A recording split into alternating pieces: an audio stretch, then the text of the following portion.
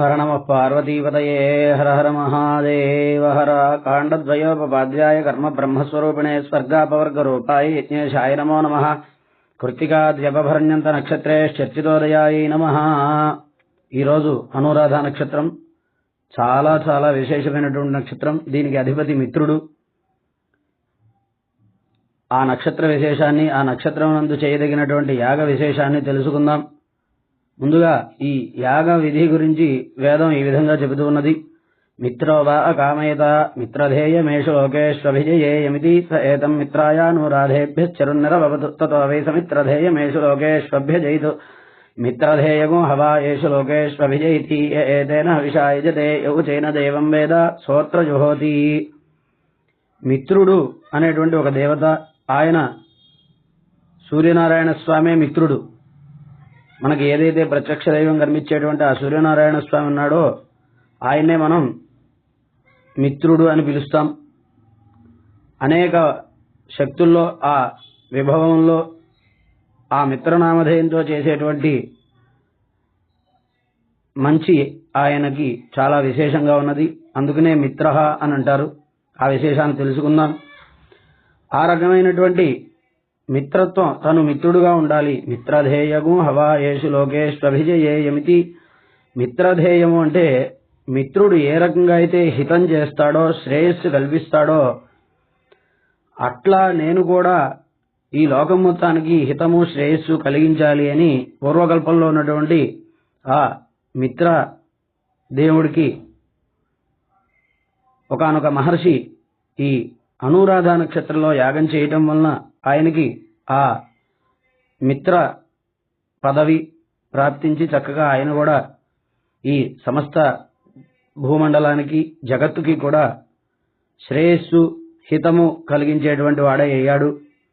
ఎవరైతే ఈ ఇష్టిని చేస్తారో, ఎవరు చూస్తారో, ఎవరు ఆ మంత్రశ్రవణం చేస్తారో, ఎవరు దానికి సహకరిస్తారో, వీరే కాక సమస్త మానవాళికి కూడా చక్కటి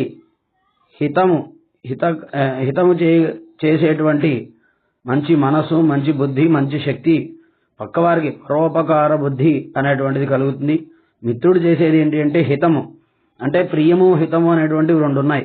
ప్రియము అంటే ఆ క్షణానికి మనకి ఆనందం కలిగిస్తుంది తప్ప, అంటే ఒక తప్పు చేసినా కూడా నువ్వు చేస్తే తప్పేంటయ్యా, నువ్వు చేసినంతా ఒప్పే, నువ్వు దాంట్లో తప్పు ఉండదు అని చెప్పి ఆ క్షణానికి ముఖస్థుతి చేసినా కూడా అది తప్పే, అది భవిష్యత్తులో ఇబ్బందిని కలిగించేదే। కానీ ఒక తప్పును చేస్తే నువ్వు తప్పు చేశావు, దాన్ని దిద్దుకోమని చెప్పడం హితము।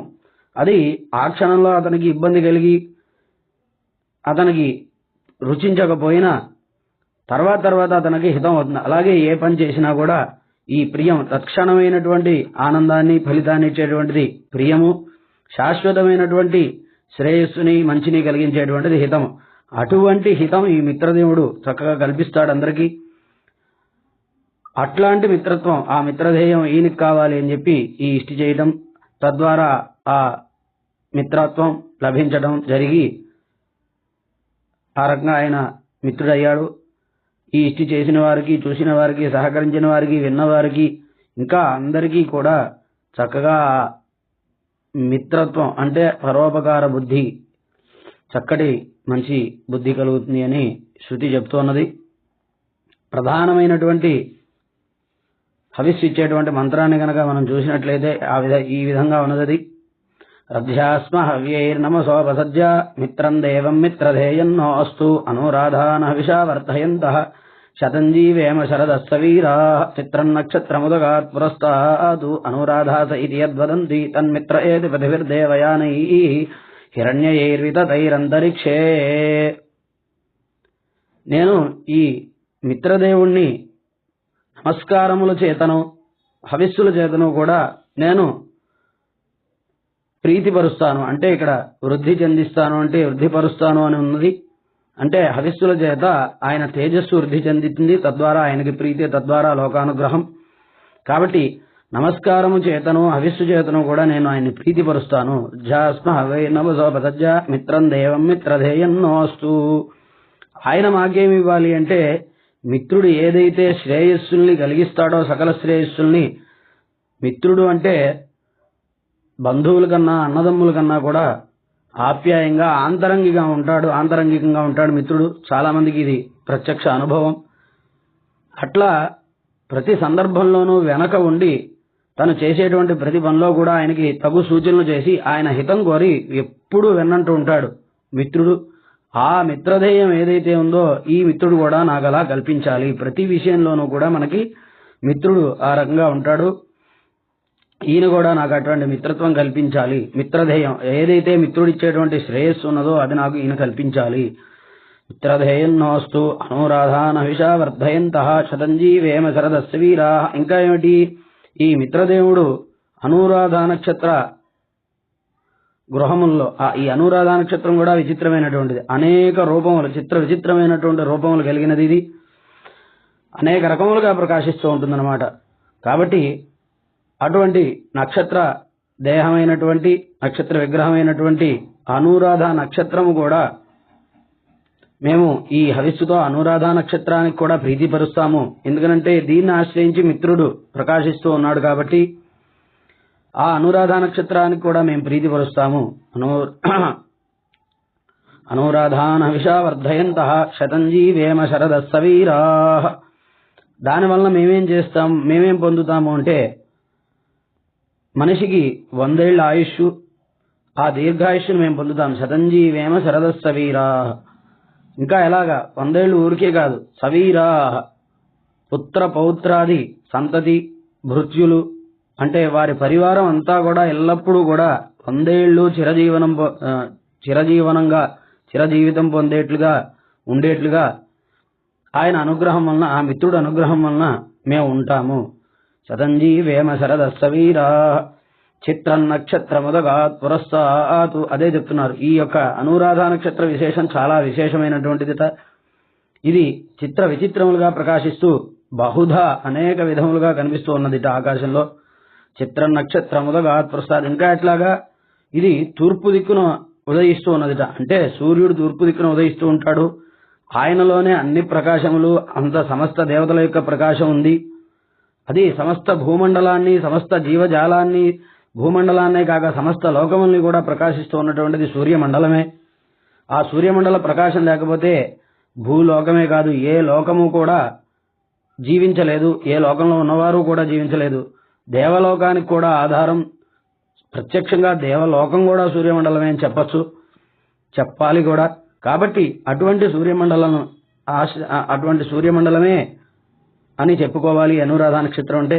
కాబట్టి అనురాధ చిత్ర నక్షత్రముదగాత్ పురస్తాత్. అందుకే తూర్పు దిక్కున ఉదయించేటువంటిది సూర్యమండలం. అదే ఇది చిత్ర నక్షత్రముదగాత్ పురస్తాత్. అందువల్లనే దీన్ని అనురాధాస ఇది యద్వదంతి.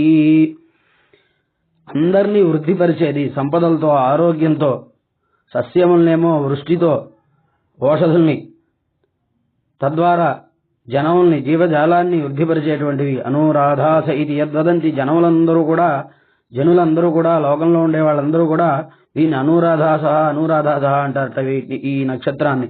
అంటే ఈ చిత్ర విచిత్రమైనటువంటి ఈ తత్వములు, ఈ ప్రకాశములు అనేక జీవజాలాన్ని వృద్ధిపరుస్తూ ఉన్నవి. చిత్ర నక్షత్రం అనురాధాస ఇది యద్వదంతి తన్మిత్ర ఏతి పథభిర్దేవయానైః హిరణ్యైర్వితతైరంతరిక్షే. అటువంటి దేవయానములు హిరణ్యైర్వితతైః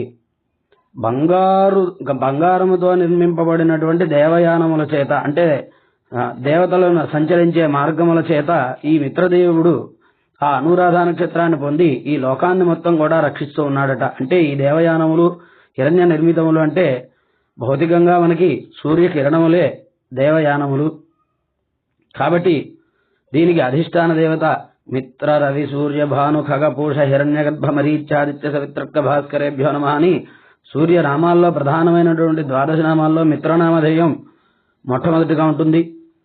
మనం సంధ్యావందనం చేసుకునేటప్పుడు కూడా ఉదయం పూట ఉపస్థానం చెప్పేటప్పుడు, సూర్యోపస్థానం చెప్పేటప్పుడు మిత్రస్య జర్షణీ ధృతః అని మొదలుపెట్టి ఆ మిత్రుడుగా సూర్యుని ధ్యానం చేస్తాము. కాబట్టి అట్టి సూర్యనారాయణ స్వామి 1, 2 అని కాదు, సమస్త భూమండలానికి, సమస్త జీవకోటి పుట్టుకకు, జీవనానికి చివరికి లయానికి కూడా ఆయనే కారణభూతుడు. సాక్షాత్తుగా ప్రత్యక్ష పరబ్రహ్మ ఆయనే. సూర్యుడిని ఆరాధిస్తే కనుక మనం ఇంకా వేరే ఆరాధన ఏమీ చేయవలసినటువంటి అవసరం కూడా లేదని చెప్పడంలో అతిశయోక్తి ఏమీ లేదు. అందుకే భారతీయులు అంటే అంటే అక్కడ దీప్తి, కాంతి, అది జ్ఞానరూపకమైనటువంటి కాంతి. అలాగే అగ్ని రూపంలో ఉండేటువంటి అగ్ని ఆరాధనం, అలాగే సూర్యమండలంలో ఉండేటువంటి తేజస్సుని ఆరాధన చేయటం, వీరి ఎందు ఆసక్తి కలిగిన వారు, వీటి ఎందే ప్రీతి కలిగిన వారు కాబట్టే భారతీయులకు ఆ పేరు వచ్చింది. కాబట్టి చక్కటి ఆ మిత్రుడు మనందరికీ కూడా ఆయన కల్పించేది ఏంటి అంటే ఎప్పుడు కూడా అక్కడ ఇక్కడ అని కాదు, మనల్ని వెంటే ఉంటూ మిత్రుడు ఎలా అయితే మనల్ని అనుసరించి అనుక్షణము మనకి సన్మార్గం చూపించి మనకు ఆ చక్కటి సలహాలు ఇచ్చి మనల్ని ఎట్లా నడిపించి మనకి హితములు చేస్తాడో, శ్రేయస్సు కలిగిస్తాడో, ఆ రకమైనటువంటి శ్రేయస్సును ఆయన కలిగిస్తాడు. కాబట్టి ఈ అనురాధ నక్షత్రంతో కూడుకున్నటువంటి ఆ మిత్ర దేవుడు అంటే సూర్యుడు మనల్ని ఎప్పుడూ కూడా అలా సకల శ్రేయస్సులు కల్పించి కాపాడాలని ఆ యొక్క అనురాధ నక్షత్రంలో ఆ మిత్రదేవుణ్ణి అంటే సూర్యుడిని ప్రార్థన చేస్తున్నాం. హర నమ పార్వతీవతయే హర హర మహాదేవ హర. కాండద్వయోపపాద్యాయ కర్మ బ్రహ్మస్వరూపిణే స్వర్గాపవర్గ రూపాయ యజ్ఞేశాయ నమో నమః. కృత్తికా జపభరణ్యంత నక్షత్రే చచ్యుతోదయాయ నమః.